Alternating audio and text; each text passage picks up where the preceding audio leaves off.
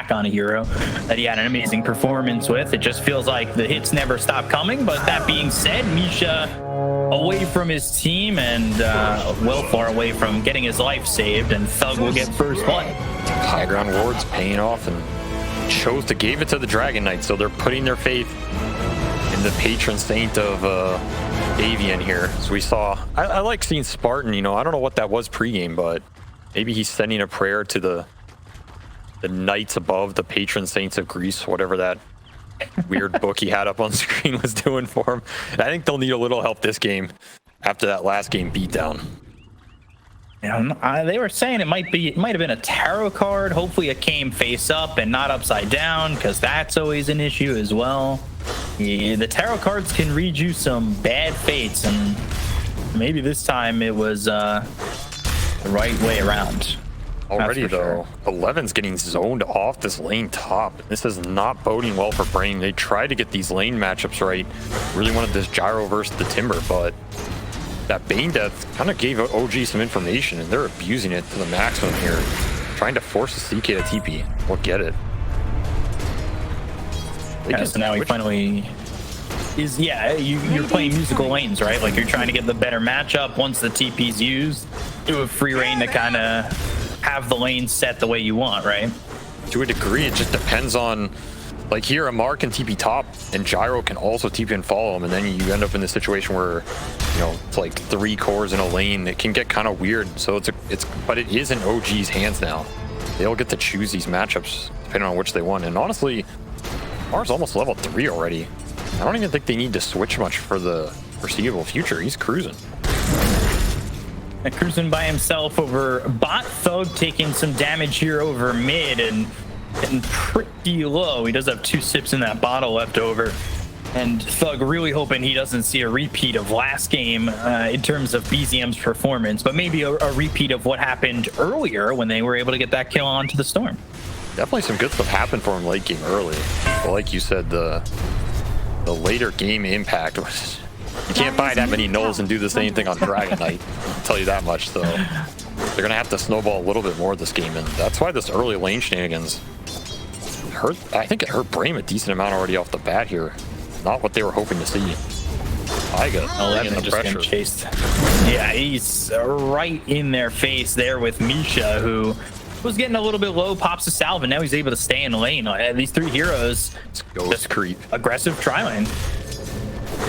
Force the TP out even. Oh, and now 11's just by himself, so he is almost looking dead to rights on his screen already. If they could just find that last loosened beam, but he avoids it. Oh boy! And now he's gonna TP away from this one. So Brame salvaging a little bit here, honestly. Those exchanges, OG were trying to force the death to get those TPs out, but end up paying a bit in the regen trade, and this Ench feels like she has to go bottom. It seems like a moment where they can go for Yuragi. They've got the Illuminate with the Reality Rift Chaos Bolt. Bolton won.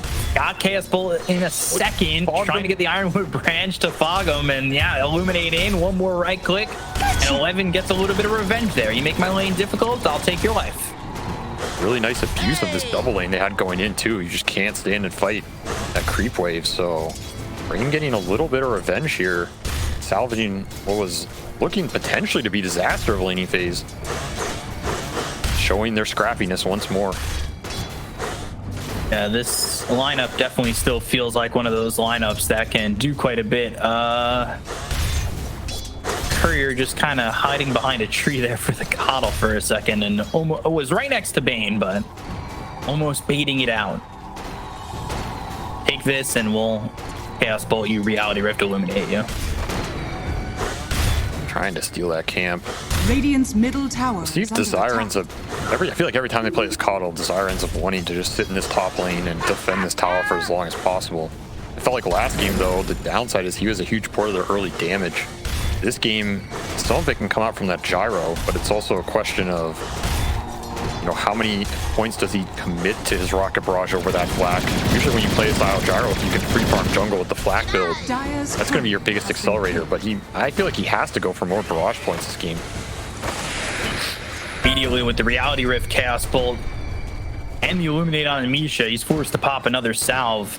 And as the levels go on, he's also got that 1 level in Chakra Magic, lowering those cooldowns. This can get difficult if you're not in the right position for OG, but well, you look at the CS, and I mean, they've got 4 heroes at the top.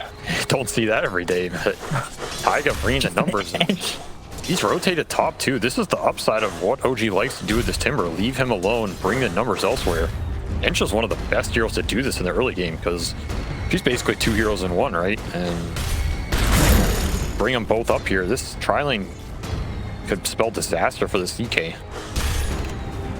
Yeah, that's what was giving them trouble earlier in the lane, was when it was those 3 heroes able to pressure Brame in this top lane. And meanwhile, mid is going really well, to say the least. BZM at 46 and 10 to Thugs 23 and 4. Maybe a little bit padded taking the camp over to the side of the mid lane, but still quite a lead over mid for OG. Definitely gonna be happy with that. The only saving grace on that lane is that first blood that Thug got, keeping him in the race, but and a nice little rune, so I'll be happy about that one. I will say this Taiga Enchantress feels like he's had some openings, but at the same time, I haven't felt like he's gotten a huge amount done in this early game with the amount of space he's had. They're gonna try for this DK though. And they might be able to get Thug. And they've got themselves the Vortex. They have the damage, the Dragon Tail. To be Taiga who gets the kill.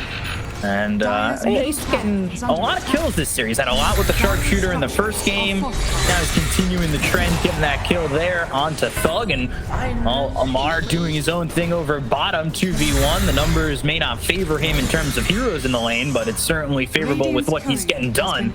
And he gets himself his own kill. This is not why you picked this Gyro versus Timber, to lose in the 2-on-1. Oh gosh. Vito cannot go down. Gonna get both. Ooh, Amar just needs the Chakram for a second. And it just gets... Spartan's back. If Timbersaw gets the mana and Spartan's not too careful, this could just be 3-1 after the other. And he's got the Arcane Boots, so you need to be careful.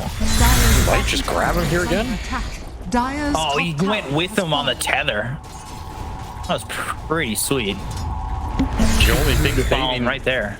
I was gonna say the only thing saving Spartan was the lack of mana, but not even enough. Soul Ring Arcane Boots. This game is a disaster for Brame already. Dire's courier has been killed.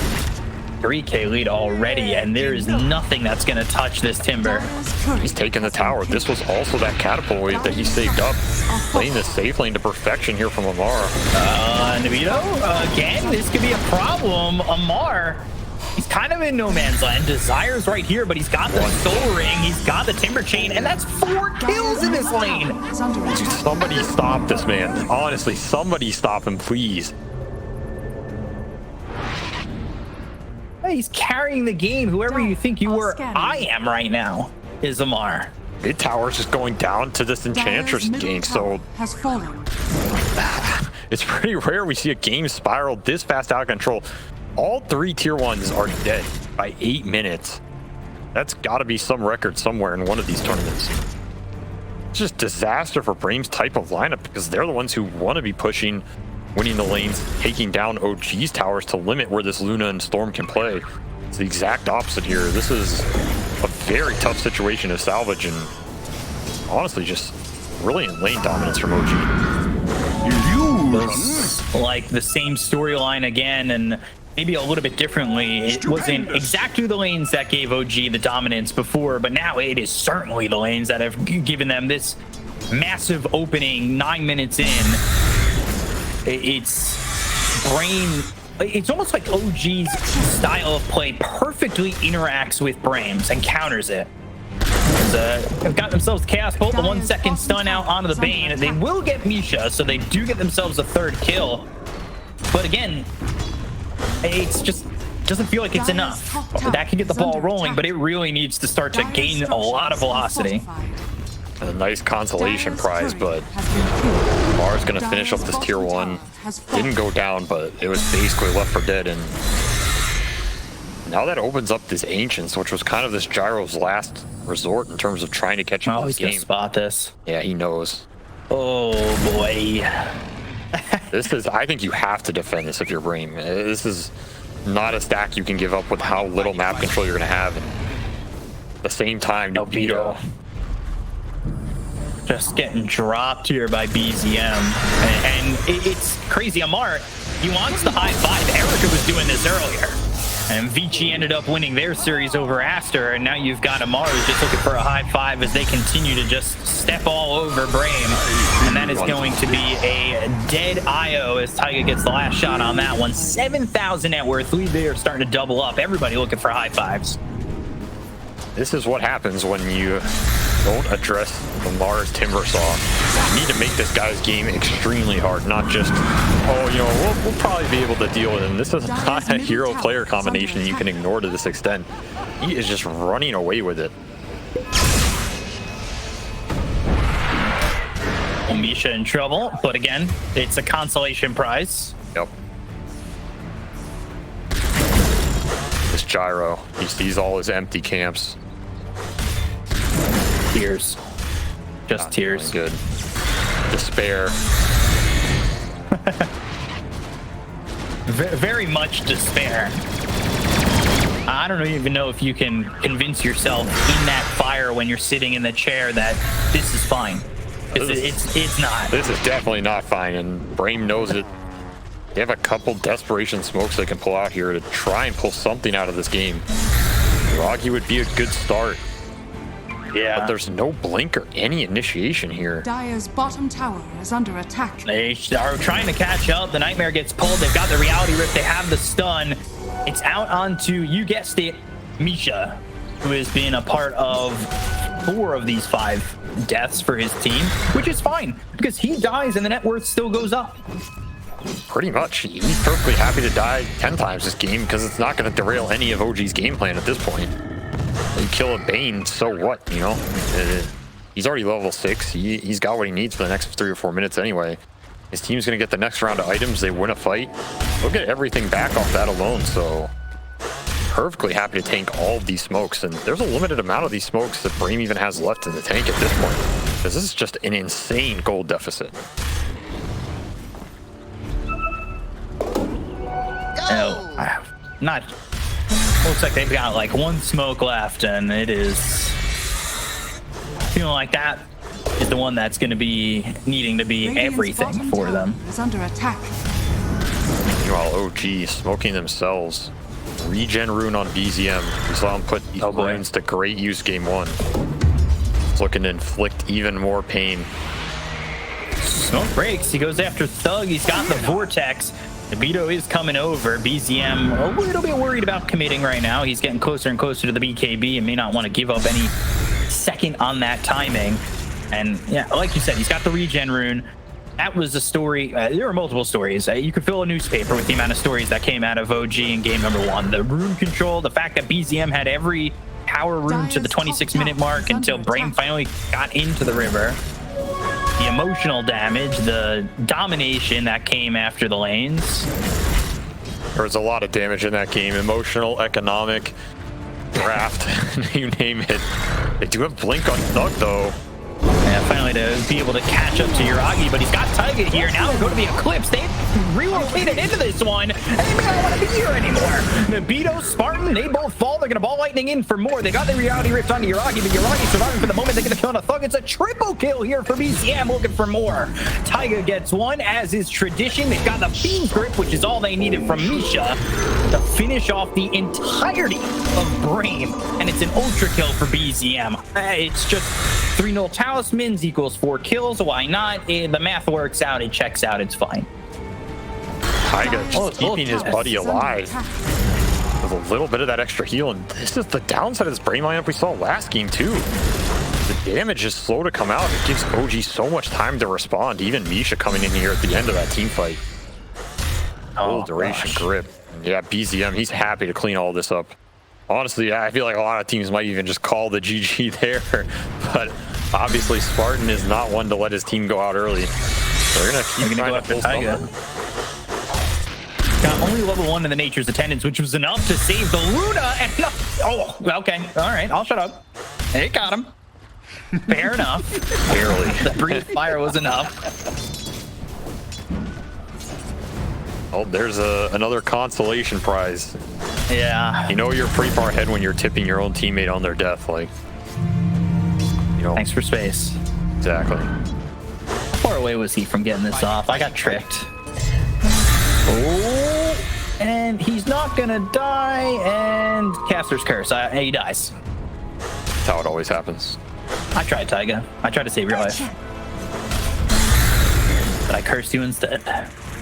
OG placing down some lane vision over mid, just trying to keep some eyes here to catch Brame, because they've been continuing to play aggressively. They had Yuragi farming the dire jungle. He feels comfortable enough to stay up there, or was feeling comfortable enough to be in that position. This is just OG as a team. You just do not want to give this strong of a lead to either, because they're so good at closing the map out, knowing their wing conditions and playing for them. We saw last game, they're perfectly happy to itemize in any direction they feel is going to secure that match. And they're really good at abusing the levels on heroes too. We saw that level differential last game. This one's even more extreme. Visibility. This Timbersaw is level 15 at 16 minutes. That is absurd for an offlaner in this meta. Timbersaw is definitely one to benefit. Yeah. Rocking the highest XP per minute. Meanwhile, Fiend's Grip, and nothing they can do to save Nabito. They've got the Vortex, the Nightmare, and the damage to kill off Spartan. Another multi-kill there for BZM, going off like a pinball machine, where it's instead of multi-ball, multi-kill. Bouncing all over the place. Yeah, multi-death if you're Brame. It's going to be a quick tilt out, I believe. It is just not an easy way back in this game either. I mean, I don't think any point game you're 15 down to 15 is easy, but just the way their lineups are built. Blink, Dragon Tail. It's not enough. They've got the Vortex, and everybody's here. Even Amar showing up. He's leaving his lane. He's coming through the 3-second stun. It's not going to matter. 11 Thug, they both fall, and again, OG looking for someone to high five them. It's funny because they use the high five, and no one on their team will. Dire's middle tower is under attack. Usually they let it time out. Well, the problem is they're killing Brame too fast. You know, you got to leave them alive for a little longer if you want that high five. You can't high five corpses out here, so. It requires a lot more work, that's for sure. Amar down bottom, and while they're taking Roche, Amar will just control them all, and Nabito will fall to Amar. He'll throw out the tip. Meanwhile, it doesn't look like he's gonna die here. It doesn't feel like he's gonna fall. He's untouchable. Yeah, 5-0 and 4. Look at that, just straight face, ready to go, doesn't care.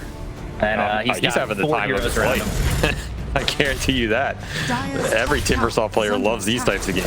BZM. All right, he just got that Aegis, but it'll be used pretty quickly. The team's not really around him. Misha's here to get the save. All they needed was the Nightmare to stop the stun coming in with the Dragon Tail. Always has the BKB though. Yeah. Yeah. And he's even going Lincolns again. I mean, why not? They don't lack damage this game. Even this Enchantress is going to start pumping it out with this Hurricane Pike build she's rushing. Taiga is very farmed. Oh yeah. Nice grip. Going in, BKB, Fiend's Grip, the damage on a Spartan, looking for the kill on not one but two. 11's going to die, and they'll look for more. Oh, Nabito. Safe for now. Safe to do what though? Under attack. There's not much space left on this map. You're basically getting forced out of the last. Oh, they got the storm stun. All right, well, can they kill BZM? It's well, looking like it might happen. And it's close to break fire, though, missing by centimeters, but the Illuminate is there, and they'll get the kill on the BZM. They have a 10-time spree. This is the most amount of gold Desire's ever gotten in one kill.